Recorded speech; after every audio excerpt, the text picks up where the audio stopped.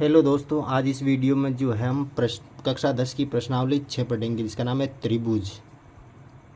देखो, प्रश्नावली 6 का नाम है त्रिभुज। सबसे पहले हम त्रिभुज के बारे में जान लेते हैं कि त्रिभुज क्या होता है। देखो, त्रिभुज तीन भुजाओं द्वारा घिरी हुई बंद आकृति को हम बोलेंगे त्रिभुज कहते हैं। देखो, त्रिभुज के अंदर कुल भुजाओं की संख्या जो होती है वो कितनी होती है? 3 होती है। भुजाएं कितनी होगी? 3 होगी। लेकिन कंडीशन ये है कि तीनों भुजाएं बंद होनी चाहिए। यानी कि मान लो कोई 3 भुजाएं ले रहा हूँ मैं। देखो, 3 भुजाएं ले रहा हूँ, 1 2 3। यानी कि 3 भुजाएं हैं। तीनों भुजाएं क्या आपस के अंदर घिरी हुई है और बंद है। ये जो बना रही है ये ए बी और सी, ये क्या कहलाएगा? त्रिभुज कहलाएगा। ये कहलाएगा त्रिभुज। मान लो कोई 3 भुजाएं ऐसे है, ऐसे, ये देखो बंद नहीं है, एक दूसरे से जुड़ी नहीं है, तो ये त्रिभुज नहीं कहलाएगा। यानी कि 3 भुजाओं द्वारा घिरी हुई बंद आकृति को हम बोलेंगे त्रिभुज। अब जो हम पढ़ेंगे समरूप आकृतियाँ क्या होती है। देखो, समरूप, सम का मतलब समान, रूप है जो रूप के अंदर दिखने में समान हो, वो आकृतियाँ क्या कहलाएगी? समरूप आकृतियाँ कहलाएगी। मान लो कोई एक त्रिभुज है ऐसा बड़ा, एक त्रिभुज है ऐसा बड़ा, ये त्रिभुज है ए बी और सी, ये त्रिभुज है। मान लो एक इतना सा छोटा सा त्रिभुज है, ये त्रिभुज, इसको नाम दे देते पी क्यू आर। देखो, इनके साइज, इनके जो साइज है ये छोटा बड़ा हो सकता है, लेकिन देखो दिखने के अंदर एक समान दिख रहे हैं ये दोनों। तो ये दोनों जो त्रिभुज है ए बी सी, त्रिभुज ए बी सी समरूप, ये समरूप का चिन्ह है। ये त्रिभुज पी क्यू आर, ये दोनों क्या होंगे? समरूप त्रिभुज होंगे। अब देखो, समरूप त्रिभुज के हम नियम भी है, दो नियम हम जान लेते हैं समरूप त्रिभुज के क्या नियम। अब जो इसी प्रकार यहाँ पर त्रिभुज लिया मैंने, एक आकृति और ले लेता हूँ, वर्ग ले लेता हूँ मैं दोस्तों। यहाँ पर वर्ग ले रहा हूँ, ये वर्ग हो जाएगी। ये वर्ग ले रहा हूँ, एक छोटा वर्ग ले लेता हूँ। ये जो दोनों आकृतियाँ क्या वो कहलाएगी? समरूप आकृति कहलाएगी। इसी प्रकार मैं एक और ले लेता हूँ, यहाँ पर एक आयत ले लेता हूँ और इधर जो वृत्त ले लेता हूँ। ये वृत्त हो, ये आयत है, ये दोनों जो है समरूप आकृतियाँ नहीं कहलाएंगी। अब देखो, दो त्रिभुज समरूप होते हैं। देखो, इनकी क्या कंडीशन है? यदि दो त्रिभुज समरूप होंगे तो उनके संगत कोण बराबर हो, यानी कि संगत कोण बराबर होना चाहिए दोस्तों। तो देखो, ये त्रिभुज है ए बी सी, त्रिभुज पी क्यू आर कब समरूप हो गए? यदि इनके संगत कोण बराबर, कोण ए कोण पी के यदि बराबर होगा, कोण बी कोण क्यू के बराबर होगा, कोण सी कोण आर के बराबर होगा, तो ये क्या होंगे? दोनों त्रिभुज क्या होंगे? समरूप होंगे। उनकी संगत भुजाएं एक ही अनुपात में हो। देखो दोस्तों, इसकी संगत भुजाएं, ये इस भुजा के संगत है, ये इस भुजा के संगत है और ये इस भुजा के संगत है। यदि देखो इन दोनों का अनुपात, देखो ए बी बटावा पी क्यू, ए बी बटावा पी क्यू बराबर ए सी बटावा पी आर और बी सी बटावा क्यू आर। यदि ये भुजाएं हैं जो है आपस के अंदर बराबर है, इन भुजाओं का अनुपात, तो क्या होंगे? ये त्रिभुज ए बी सी, त्रिभुज पी क्यू आर के क्या होगा? समरूप होगा। ये कंडीशन है, जो त्रिभुज समरूप होने की 2 कंडीशन है, ये आपको याद रखनी है। अब जो है हम चलते हैं प्रश्नावली 6.1 करते हैं। देखते हैं कक्षा 10 की प्रश्नावली 6.1। बहुत ही आसान क्वेश्चन है। पहला देखो, कोष्टकों में दिए शब्दों में से सही शब्दों का प्रयोग करते हुए रिक्त स्थानों को भरिए। देखो, सभी व्रत होते हैं, यहाँ पर 2 ऑप्शन दे रखे हैं, सर्वांग सम होते हैं या समरूप होते हैं। देखो, यहाँ पर सभी व्रत होते हैं, यहाँ पर आएगा दोस्तों समरूप। समरूप आपको करना है। सभी व्रत क्या होते हैं? समरूप होते हैं। देखो, यहाँ पर मान लो कोई व्रत है, ऐसा व्रत दे रखा है यहाँ पे, और ये छोटा व्रत दे रखा है, तो सभी व्रत जो है दिखने में समान होते हैं, समरूप होते हैं। छोटे बड़े हो सकते हैं, लेकिन दिखने में क्या है? समान है, समरूप कहलाएंगे। तो सभी व्रत क्या होते हैं? समरूप होते हैं।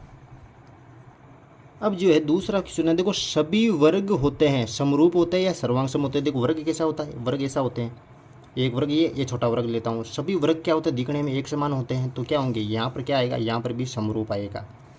अब देखो, तीसरा प्रश्न बोल रहा है सभी खालिस्तान त्रिभुज समरूप होते हैं। कौन से त्रिभुज है? देखो, समद्विबाहु त्रिभुज या समबाहु त्रिभुज। देखो, समबाहु त्रिभुज क्या होते हैं? समद्विबाहु त्रिभुज। समद्विबाहु त्रिभुज के अंदर वह त्रिभुज है जिनकी 2 भुजाएं बराबर होती है, और समबाहु त्रिभुज के अंदर वह त्रिभुज जिनकी सभी भुजाएं बराबर होती है। यानी कि सभी भुजाओं वाला त्रिभुज क्या होते हैं? समरूप होते हैं दोस्तों। यानी कि समबाहु त्रिभुज आएगा। सभी समबाहु त्रिभुज समरूप होते हैं।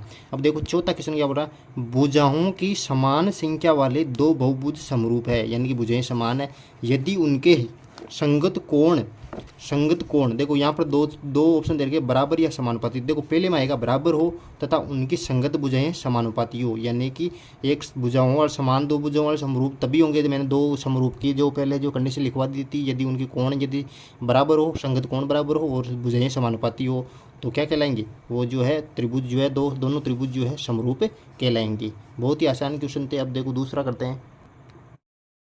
देखो दूसरा प्रश्न क्या बोल रहा है, निम्नलिखित युग्मों के दो भिन्न भिन्न उदाहरण दीजिए।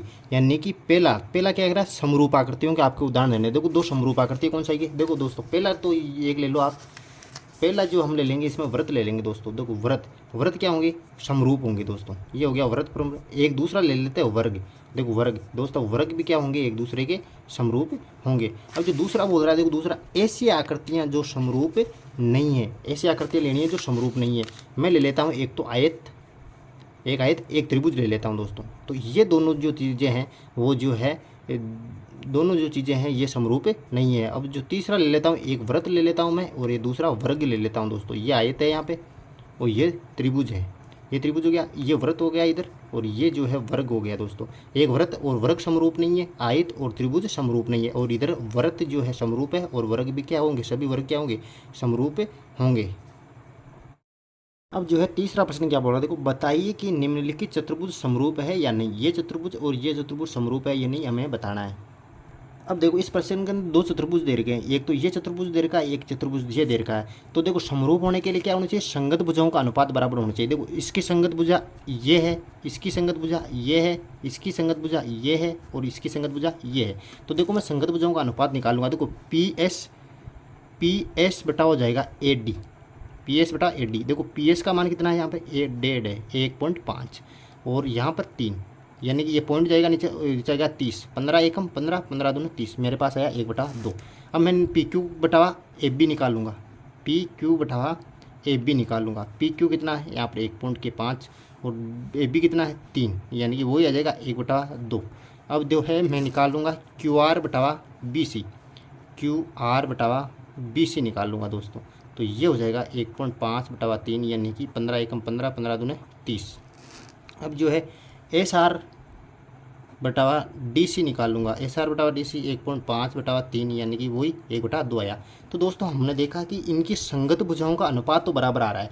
अब देखो कोण देख लेते हैं हम। देखो इसके अंदर जो है सभी कोण जो है 90 डिग्री के, ये भी 90 डिग्री का है, ये भी 90 डिग्री का है, ये भी 90 डिग्री का है, ये भी 90 डिग्री। अब इसको ध्यान से देखो तो ये जो है सभी कोण जो है एक समान नहीं है, बराबर नहीं है। तो हम कह सकते हैं कि कोण जो है बराबर नहीं आ रहे हैं, यानी कि कोण एस कोण डी के बराबर नहीं है, कोण पी कोण ए के बराबर नहीं है, कोण क्यू कोण बी के बराबर नहीं है, कोण आर कोण सी के बराबर नहीं है। होना क्या चाहिए था, सभी भुजाओं का अनुपात भी बराबर आना चाहिए और कोण भी हमें बराबर आना चाहिए, तब जाके ये जो दोनों जो आकृतियाँ हैं वो समरूप हो सकती थी। लेकिन जिसमें क्या हुआ, कोण बराबर नहीं है, तो ये आकृतियाँ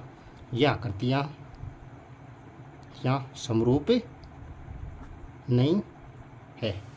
वेरी सिंपल।